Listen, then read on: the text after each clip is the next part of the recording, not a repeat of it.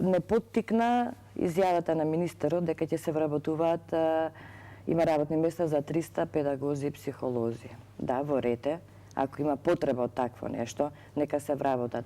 Меѓутоа, никој не спомна дефектолози, што се неопходни за образованието. Значи, секој дете има потреба од квалитетно образование, од како е спроведена инклузијата кај нас, така наречена е, јас би рекла инклузија, не е инклузија, за мене е интеграција, затоа што децата се само интегрирани во училиштата.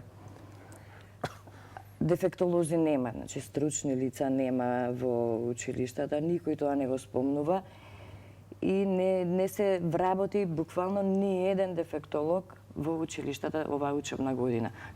Истото беше и лани прехвани, требаше да се направи чекор напред со самото потпишување и ратификување на конвенцијата во 2011 година што беше. Од тоа све застана, се потпиша, се направи тоа што се направи и тука застанаа работите. Нити законот се прочешло да се види каде треба да се додадат некои членови, каде треба да се изменат, све застана на тоа и од тоа бевме поттикнати. Една иницијатива на родители, една трибина да направиме, да си ги кажеме своите проблеми и нешто да мрне напред. Така.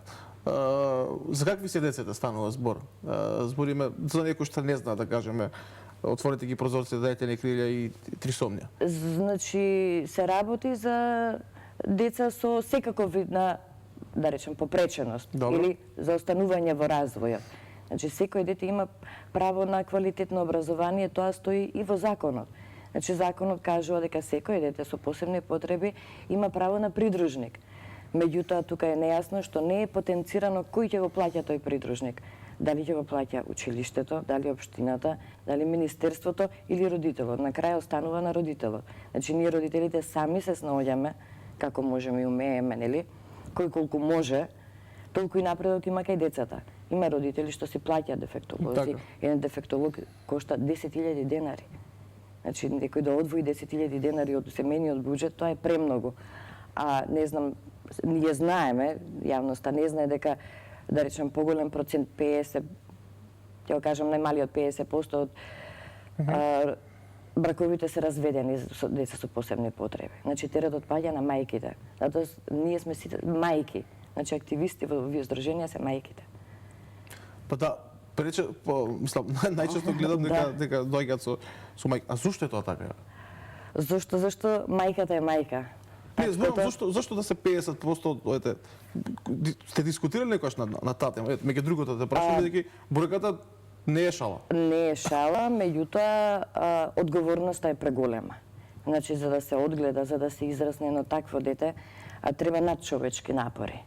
Значи, сопругот најмногу пука тука, не го издржува. Не го издржува тоа, ќе плаќа елементацијата или нема да ја плаќа, ќе го гледа еднаш неделно детето или нема да го гледа, меѓутоа се дистанцира. Најлесно е да се дистанцира од сето тоа. Најчесто е така.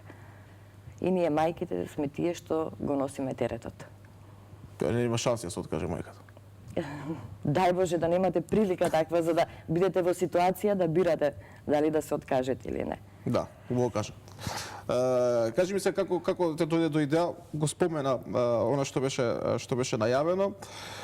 Каков е планот сега? Утре имаме трибина, некого поканувате, што ќе правите? Да, имаме представници од власта, имаме и од невладини организации.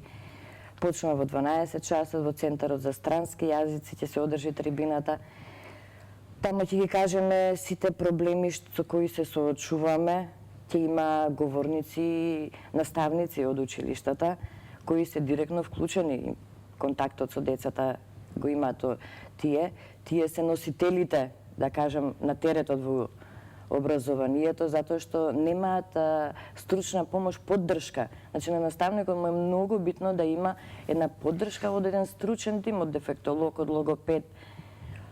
Тој е авторитетот во училиштето, во одделението, како наставникот ќе се постави во самиот старт со дечињата, дали ќе каже да, тоа дете е тука наше, треба да го чуваме, да го негуваме, да напредува со нас, така ќе се постават и дечињата. Значи, ако еден наставник не е образуван, не е посетувал некои семинари за инклузија или некој не му го пренесол искуството, тогаш е многу лошо. Имаме ние ситуации, случаеви, што беа сега во септември, значи детенцево напредува, девојче, 4-то одделение, знае да чита, да пишува, кирилица, латиница, нема проблем со Браво. говорот. Едноставно наставничката не го прима на час без дефектолог. Не прашува дали има родител да го плати или не, едноставно не го прима на настава. Имаме многу вакви случаеви. Меѓутоа имаме родители кои се плашат, можда и со право да проговорат, затоа што ради работното место. Да, си работа ваму и... Да. Има некои што работа во образование, не смеат да зборуваат. Има некои на други некои работни места што едноставно мора да си ќути, да си работи и да си ја гледа маката. Еве, моето лично искуство е, јас со градоначалникот имав разговор, ветуваше дека во Димока Димов кое е училиште со најстара пракса на инклузија, 20 и повеќе години инклузивно училиште, има 30 дечиња со посебни потреби. Ветуваше дека барем еден дефектолог општината ќе обезбеди за тоа Во Влај, училиште како? во Влај, да. И во последен момент се откажа. Општината нема пари да го плаќа дефектологот. Општината нема, родителот има. Значи 10.000 денари за општината мислам дека не се многу, меѓутоа за еден родител се премногу. А успех на дечињата со кои работат со такво стручно лице има. Значи тоа е Сигурно веќе мора. Да. Добро, како е сега твоето искуството на оние други, имавте вчера составок нели до доста во ноќта да. договарајќи го на што ќе го правите утре, од она што сега се случува кога стана збор за образованието на децата и инклузијата. Еве, оние кои што ги враќаат дома, како се снаоѓаат, што понатаму, каде се обраќаат, што е решението на пример и така натаму. Знаете како, правото од нас да станеме подчинети да бидеме. Значи треба да молиме, да кукаме, да плачеме, зошто за детето да се образува, да оди во училиште. Значи нешто што е задолжително, средно и основно и средно училиште, ние треба да молиме за тоа. Застануваме ние како здруженија позади тие родители, изнаоѓаме начини, подпомагаме, нели да се најде дефектолог, како може да се плати. Ние не бараме, например, од државата да дефектолози да обезбеди за секој дете посебно, зашто тоа е невозможно. Значи има премногу дечиња, не може за секој дете да се обезбеди дефектолог, да седи на часовите со него. Меѓутоа, барем на 1-2 часа да биде. Доволно е на 1 час да биде му даден насоки на детето, да му објасни наставникот како да му го скрене вниманието, како да се сконцентрира, затоа што на овие дечиња таа средина им е премногу стимулативна. Они сакаат да копираат. Значи едно детенце ако стане и они стануваат, како да се научи, како да се доведе во ред тоа дете. Значи се доведуваат во ред, не дека не. Меѓутоа им треба малку подолго време отколку на децата со типичен развој. Така. Дура, кога коментирате и оној оглас што е сега за вработување? А огласот за вработување за лица со посебни потреби, Нормално. да, тоа е за поздравување, да. Меѓутоа и тука има еден знак прашалник, како луѓето ќе аплицираат со 4.000 денари. Туѓа нега, мислам дека околу 4.000 плюс минус 100 денари, не знам колку е точно. Кога треба да платат 2.600 денари за лекарски преглед. Значи, ако се примаат 300 луѓе, а се пријават 3.000, сите платат по 2.600 денари, што тие 5% покачување да им се земат однапред. Како тие ќе живеат тој месец? Ако ги дадат 2.600 денари, како ќе ја плаќат туѓата нега тој месец? Треба сами да се снаоѓаат. Како ќе се снаоѓаат? И тука не е во ред. Значи, ако се каже дека овие лица се ослободени од тие давачки, треба стварно да се ослободени во секој поглед. Исто се случува и со нашите деца. Значи, ние сме се ослободени од партиципација. Го носиме детето на лекар, препишува антибиотик, одиме во аптека, 150 денари. Даваме потврда ослободени од партиципација. 170 денари кошта лекот, ти вика 150, колку 20 денари сме ослободени. Ако јас плаќам 150, па ќе платам и 170. Или сме 170. Да, или сме ослободени или не сме ослободени. Значи се зборува не се плаќам, меѓутоа не е тоа така. Да. почнувате во Скопје, каков е планот сега? Ќе има ли низ Македонија трибини, бидејќи не само во Скопје, нели ба? Да, апсолутно да. Ние сакаме да ги вклучиме сите, значи да фатиме цела Македонија. Планот е ова да прерасне во еден голем проект, да ги посетиме сите градови, во сите градови да се одржат трибини и воедно да се соберат потписи од родителите за вработување на дефектолози. Значи, на иницијатива на родители покренуваме голема иницијатива каде што ете исто потписи да покажеме колкава е потребата за дефектолози. Значи, не може да се функционира училиште, инклузија, ако се вика инклузија, да биде инклузија, да не биде интеграција. Значи, имаме посетеност и од УНИЦЕФ, укажуваме на тоа, они сами гледаат, меѓутоа УНИЦЕФ доаѓаат секогаш само во ДИМО, затоа што ДИМО има најстара инклузивна пракса, ДИМО е инклузивно училиште, ги има надминато сите стереотипи, нема никакви бариери и архитектонските бариери се надминати, нема никаков проблем. Дури и околината во Влаје. Да, тоа е првенствено Јосип Броз? Да. Така? Да. Тоа е школа. Да, тоа е школа. Значи немаме апсолутно никаков проблем. Дечињата се навикнати да гледаат поразлични другарчиња од нив. Значи, така се воспитани, нема проблем, тоа е супер, да. Наставниците има инклузивен тим со координатор, што ги има посетено сите семинари на УНИЦЕФ, што се запознаени со инклузијата, знаат како да придат на децата, на родителите, на другите родители на децата со типичен развој. Јас немам никакво лошо искуство таму, нити од родители, нити од деца, да не зборувам за наставниците. Значи сега, исто и законот, тука пак ќе го спомнам, законот вика дека Министерството за образование треба да направи посебна програма за овие дечиња. Ништо нема од таа програма, нити па може така да се направи, затоа што секој дете си е посебно за себе. Значи и децата со типичен развој секој си е посебно за себе, не па овие дечиња. И се што се случува, немаме стручно лице, немаме дефектолог, немаме логопед, седнуваме јас, наставничката и координаторот на инклузивниот тим, за среќа што го имаме. А што прават тие што го немаат? Значи нема родителот да плати дефектолог, нема инклузивен тим во училиштето, што во поголемиот број училишта нема, го издвојувам ДИМО како едно во Македонија, можам да речам. Што ќе прави тој родител, што ќе прави наставникот? Како ќе работи со тоа дете? Кој ќе го направи тој план? Како да се работи? Значи, програмата треба да се адаптира према можностите на детето. Не може да наставник има 24 или 30 дечиња. Не може да му обрне толку многу внимание да му прави индивидуален план, па да застане секој час со него да му објасни што треба да изработи тоа дете тој ден. Да.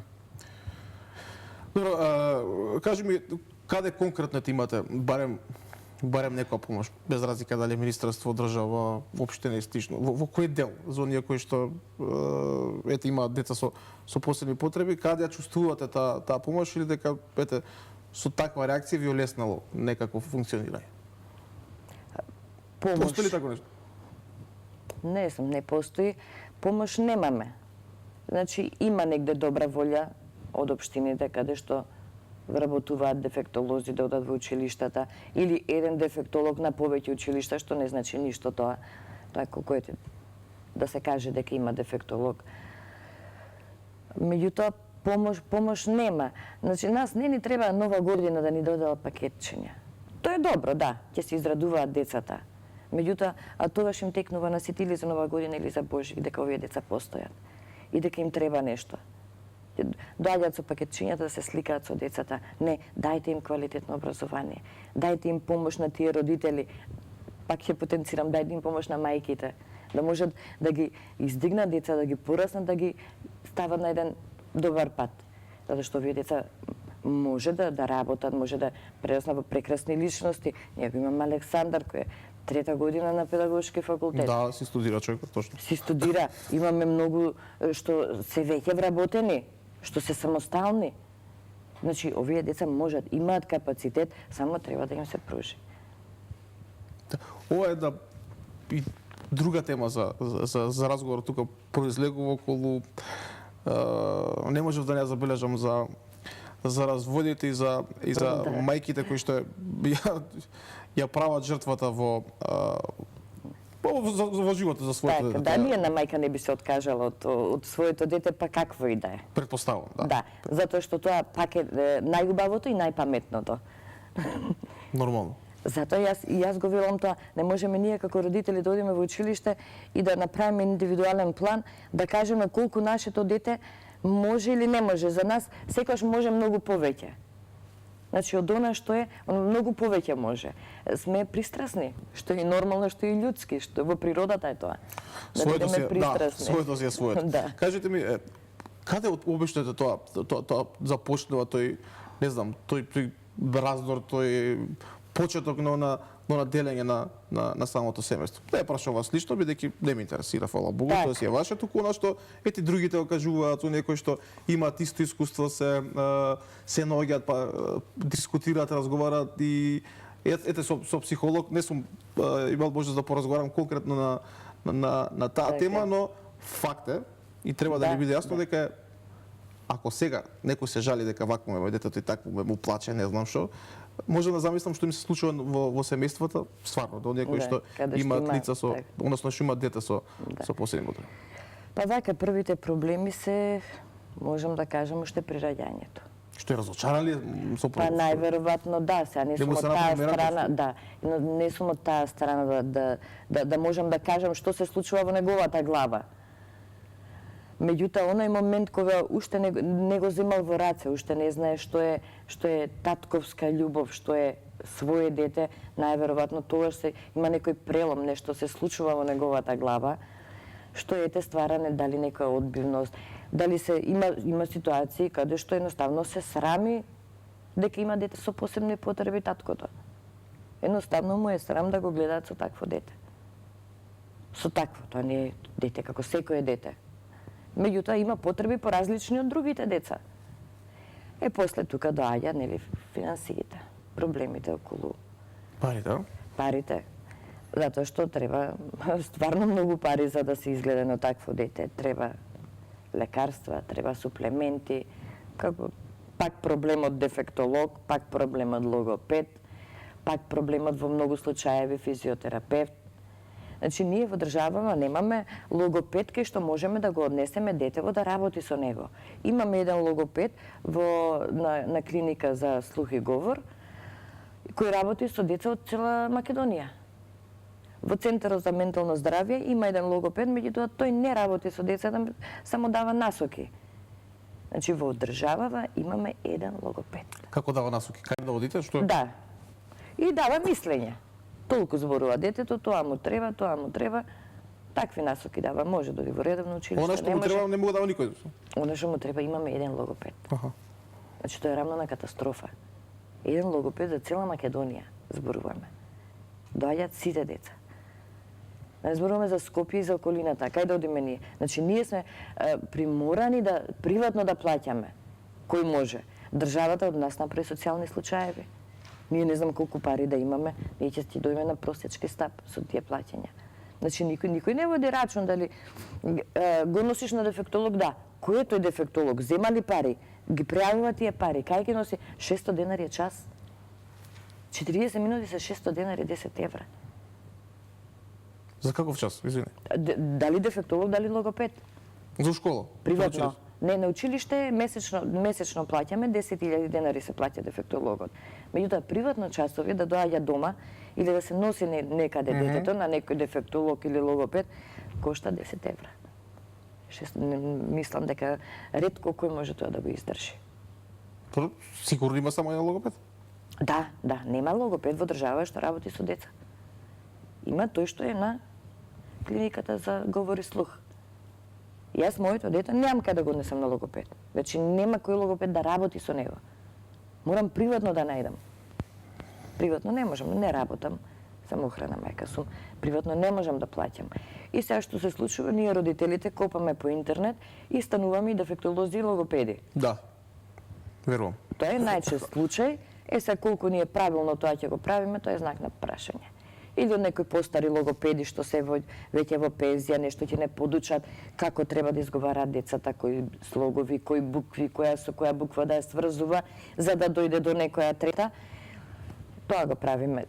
Ние во моментов имаме простории, нашето здружение има простории, кои ни се дадените така на користење. Ти собја класа? Да, специјалната олимпијада, позади Даре Джамба се просториите, убави простории, солидни.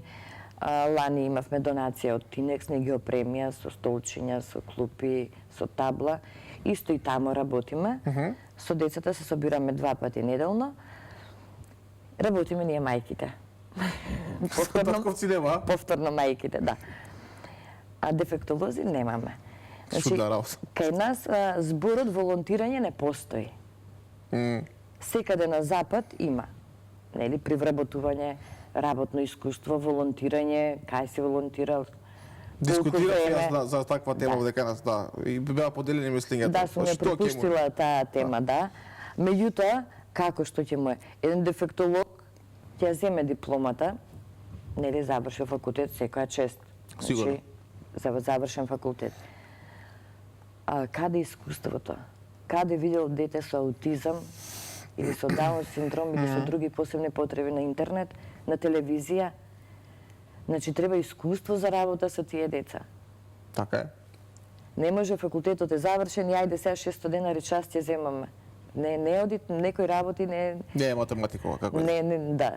Не се секојаш 1-1-2. Значи, ти си самохрана мајка, со дете со посебни потреби. Невработена? Невработена. Невработена. Како се наоѓаш? Господ. Како? Роднини, пријатели. Мора да се снаоѓаме што да правиме. Значи, немам помош никаква од никого. Од државата зборувам. Тие 4000 денари што ги земам социјална помош пред 3 години и социјалниот работник беше кај мене дома, нели, доаѓа дома да видат што е, како е.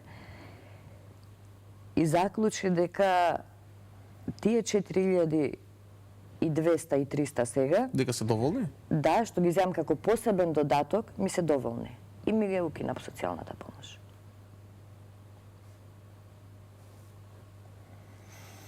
Мислам, ова е без текст, без зборови, сум се обраќала до многу места, и до Народен правобранител, и до Министерството, и до секаде не. Баш ке прашам. Или после лутри кога ќе почна со работа. Да, одговорот беше тој, доволни се тие средства и нема потреба и од социјална помош. Кога било тоа? Ето конкретно. Пред 3 години. Немаш од тогаш документи поднесен? Имам поднесено, одбиена сум. Добра. Ајде ќе видиме што ќе направиме на тоа поле, сигурно. Ти ветувам. Драго ми е што дојде, што поразговаравме отворено и што го на некој начин го докомплетиравме овој ден, овој, да кажеме, овој празник, бидејќи нели, ако пред 111 години луѓето почнале да размислуваат да живеат во своја слободна земја каде што нема да трпат тиранија, каде што сложно и заедно ќе живеат на своја собствена територија, денеска сето тоа го имаме, но ете се обидуваме на некој начин да го поправиме она што ни се случува и да некој начин и ги јаде некој делови од општеството, посебно некои луѓе кои што така сака Господ се далеку побеспомошни за разлика од другите. Така, затоа ние решивме да се здружиме, иницијатива на родители, сите заеднички, да направиме нешто за нашите деца.